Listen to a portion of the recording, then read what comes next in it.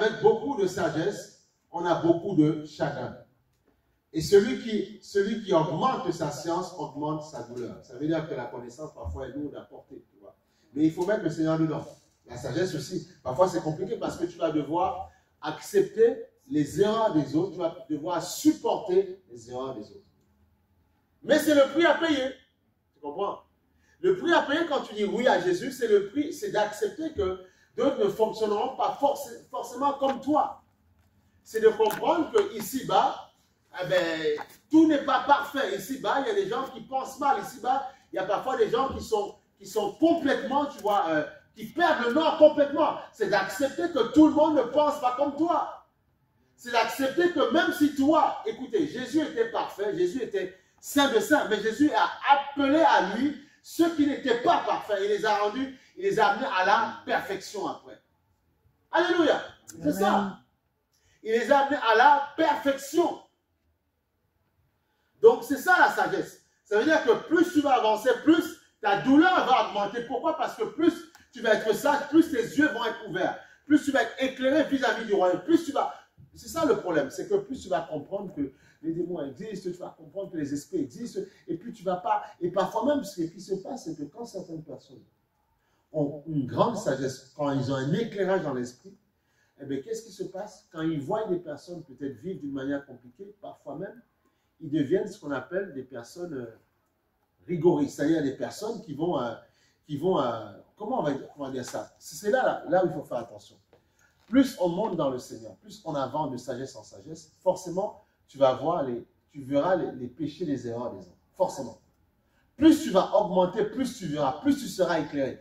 Plus parfois même, Dieu peut te montrer en rêve un esprit qui possède quelqu'un. Tu vois?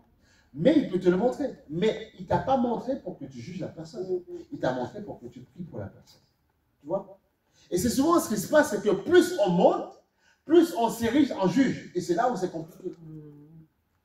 Et c'est là qu'il faut faire attention. Mais plus il t'élève, voilà pourquoi il faut se perfectionner, on a dit dans le Seigneur, applique ton cœur à la sagesse. Parce que dans la sagesse, plus tu vas voir, plus tu seras éclairé, plus tu verras les erreurs des autres. Et en voyant les erreurs des autres, Dieu ne t'appelle pas à juger, mais Dieu t'appelle à prier pour lui. Parce que, en fait, plus Dieu te fait monter, plus Dieu fait de toi un ouvrier pour le royaume.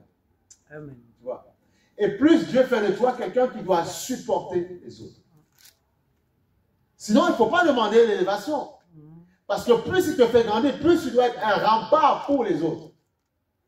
Plus tu dois être un instrument de prière pour les autres. Eh oui, c'est ça. Plus tu dois supporter, accepter le fait que telle personne, eh ben, aujourd'hui c'est compliqué parce qu'il a ci, parce qu'il a ça, voilà, parce qu'il n'est pas, parce que voilà, tu vois.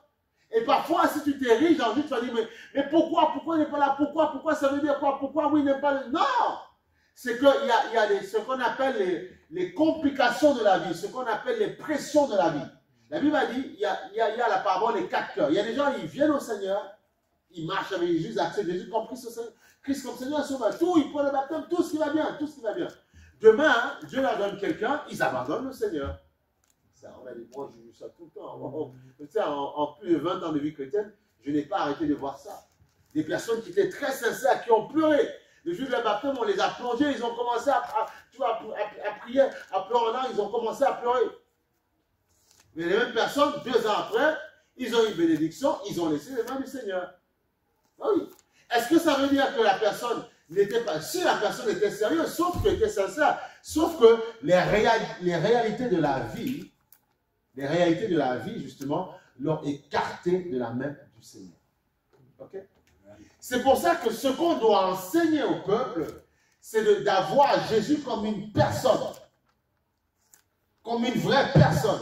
Pas comme une religion. Pas je dis, je viens à Jésus, j'adhère. Non, je n'adhère pas à une religion. Je m'amourache de quelqu'un. Je m'unis à quelqu'un. Je suis séduit par quelqu'un. Tu vois? Comme par exemple, comme celui qui va côtoyer quelqu'un qui devient demain son mari ou sa femme, tu vois, la personne, en fait, s'amourache de quelqu'un. Et c'est ce qu'il faut faire. Il faut apprendre à s'amouracher de Jésus, lui parler en permanence. Et c'est comme ça qu'en permanence, sa main va s'ouvrir. En permanence, la bénédiction de Dieu va s'ouvrir. Mais il faut tout faire pour ne pas, comment on appelle ça, tout faire pour plus je monte, plus je grandis. Mais se dire que plus je grandis, plus je dois avoir la compassion pour les gens. Je dois apprendre à me perfectionner. Plus j'augmente, plus je dois me perfectionner. Plus j'augmente, plus je dois aller vers eux. Plus j'augmente, plus je dois avoir beaucoup de compassion pour les gens. Eh oui, c'est ça.